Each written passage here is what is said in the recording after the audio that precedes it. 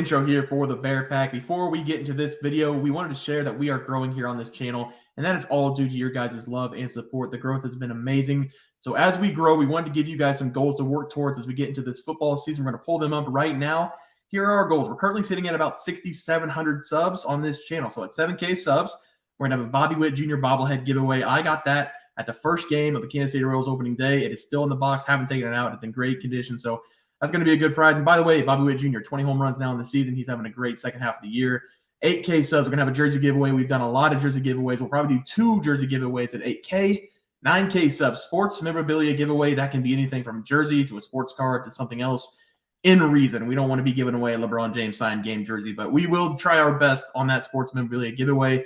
10K subs, our big one. $1,000 giveaway. When we get there, we'll probably have people decide in the chat what they want to do with that. We can either have 10, 100, 2, 500, or just $1,000 giveaway, whichever one anybody wants. And then the 12K subs, we're going to try to send somebody to a game of their choice, 2 tickets each. We are very excited for this football season as it is our money maker. We did great last season, looking to ride that momentum into this season. So if you're new to the channel, make sure to subscribe and don't miss out on these upcoming season. Enjoy the video, guys. We'll see you guys on the other side. All right, guys, let's get into some MLB picks and props for Thursday, September 7th, slate of games. Take a look at that leaderboard train. Starts off.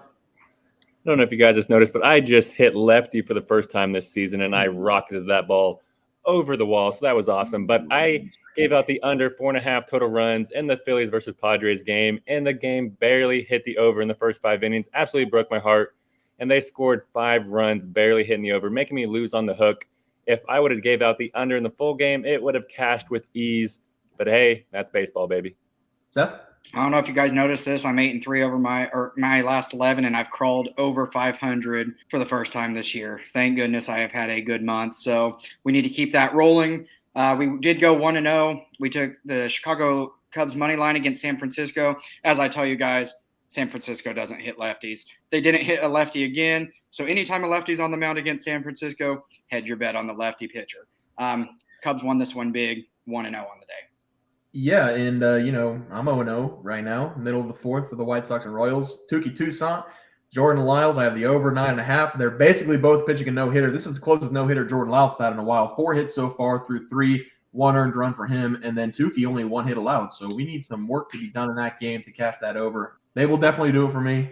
This game's going over 9.5 tomorrow if they don't roast me in the comments. But let's get on to our plays for tomorrow. I'm not going to have a play today. Only 6 games on the slate, 2 here, 3 on our member, 1 on site. So Trey starts off for our plays for tomorrow.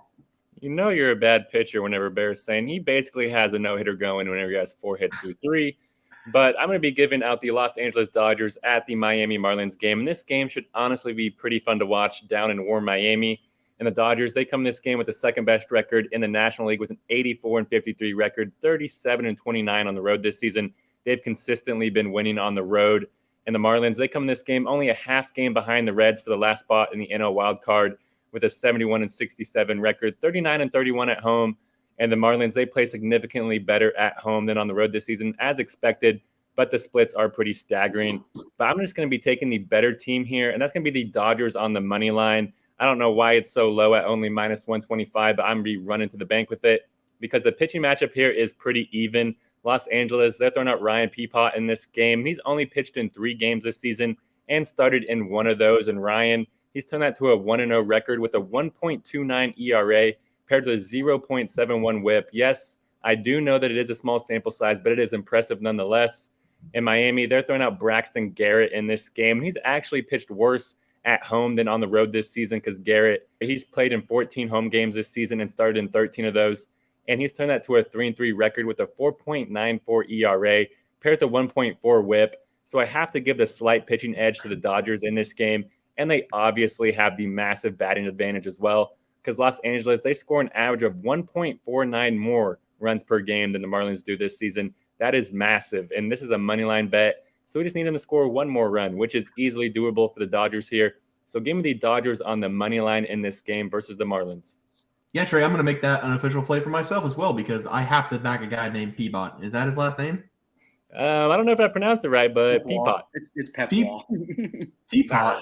Peapot Well, sounds better than Pepwall. It does. Maybe he. Oh, yeah. Put me down for the Dodgers on the money line, Seth. All right, so I'm going to be going to the Guardians and Angels, and I'm going to go to the alternate game run total on this and take under 9.5 runs scored here. I know the numbers for these two pitchers in this game don't look great on the surface, but I'm going to fade both of the offenses in this one. We have talked a lot on our shows about how the Guardians struggle to produce runs despite being in the playoff hunt still. And for the Angels, this is a team that has all but given up on the season after Shohei tore his UCL. I honestly don't mind either pitcher in this game. Either it will be Cal Quantrill versus Griffin Canning. Quantrill was solid in his last outing against the Rays, where he only gave up 2 earned over 6 innings, which was his first outing since July after coming off the injured list. On to Canning. He's been fantastic over his last 3 starts, only allowing 4 runs total. Like I said, I'm leaning more to fading the offenses in this one, as both of these teams are too inconsistent for me to trust. The Guardians have shown all year they struggle to score runs, and the Angels have all but called this season a lost cause. So give me the under 9.5 total runs on the alternate run line in this game. Yeah, I like that play as well, Seth. Guys, let's go over to the player props. Trey, start us off there. Thankfully, I won on the player props. Like Seth's had a good week on the game picks, and I've had a good week on the player props, so thankfully. And I gave out Joe Ryan under 6.5 strikeouts versus the Guardians. And Ryan, he pitched just about as effective as I predicted yesterday. He finished only pitching 4 innings while piling on 89 pitches. And he only allowed 2 runs on 4 hits. But thankfully for us, the Guardians were as efficient at the plate as I predicted, and as they have been all season long, because they only struck out 3 times while Joe Ryan was on the mound, so he hit the under in that game for us. Seth? Yeah, I will say I may have got a little bit too confident in a pitcher with only 2 starts this season, but that's okay. I mean, he ended up pitching good. I should have just taken the under 2.5 earned runs. That would have hit, but I went with the strikeout instead. He pitched a good game, but he only had 1 strikeout, so we did not win this one. Yeah, and I'm currently 0-0. I have Andrew Benintendi over 1.5 bases against Jordan Lyles and the Royals. He's going to see Jordan Lyles at least one more time, so hopefully he does cash that for us before he gets pulled. But let's move on to our player props for today. Trey, start us off. Yeah, I'm going to start us off here with a guy that Seth took a few days ago. Give me Austin Riley over 1.5 total bases versus the Cardinals. And this might be one of my favorite plays of the month so far, because we're getting Riley on a hot streak, and he's getting a cupcake matchup here versus St. Louis.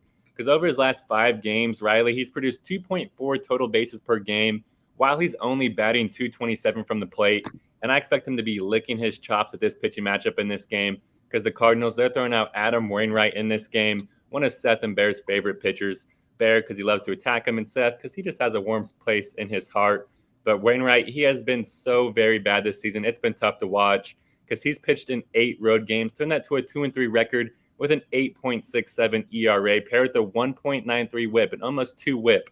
That is no bueno. He's gotten lit up in every game, and his box score definitely shows that. And there's also a lot of positive history for Riley in this matchup as well, because he's faced Adam Wainwright in 8 career at-bats, and Riley, he has a .375 batting average against him, and I expect Riley to get on base in his first at-bat. Then we just need 1 more hit throughout this game, which is easily doable. So give me Austin Riley to go over 1.5 total bases versus the Cardinals. I love it, Trey. Seth? Yeah, despite being better over his last 3 starts, I just don't think 88 miles per hour is going to work in this game against the Braves. So, yeah, great pick, Trey. But I'm going to be actually taking a Trey special in this one, and I'm going to take Griffin Canning under 6.5 strikeouts versus the Guardians. Canning has been on a nice little streak of games with 7 or more strikeouts, but I don't like that to hit in this game. The Guardians rank 2nd in least amount of strikeouts per game, just behind the Nationals. Canning isn't all that overpowering, but has a nice breaking ball that he can get chases with. I don't think that will be the case here, as the Guardians don't tend to chase and put the ball in play. This will be a home game for Canning, and he averages less strikeouts in home games than he does away. This is set pretty high for a pitcher who ranks 64th in total strikeouts this year with 117. With that, I'm going to trust the Guardians to put the ball in play here, so give me Canning to go under 6.5 strikeouts against the Guardians.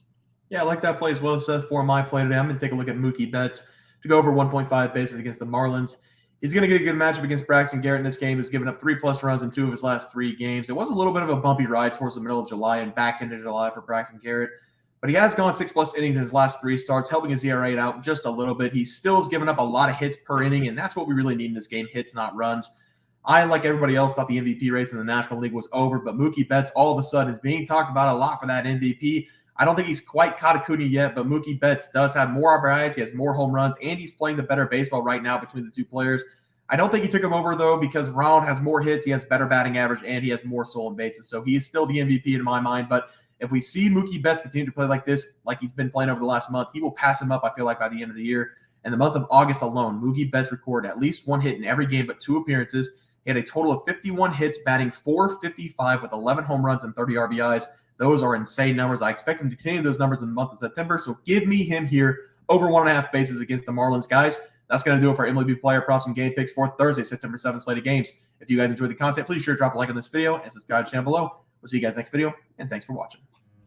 Just want to let everyone know that while we do give out free picks, plays, and predictions on our YouTube channel, we also have a website for you to check out. On our website, bearsprofitplays.com, you can subscribe to the website absolutely free with an email and gain access to our written articles about upcoming sporting events. If you're really looking to make some cash, we have an option to become a member of our website. If you become a member, you will gain access to our locks of the week, which are written articles that go in depth as to why we are picking that particular outcome. As of now, our member plays have been red hot, hitting over 60% of our plays. If you don't want to become a member, it's no sweat. We are here to try and make you guys some money. That's our main goal. So come on over to bearsprofitplays.com and subscribe for free. Check us out, follow our free picks, and see for yourself that our member plays are a great investment for you. Thanks for watching.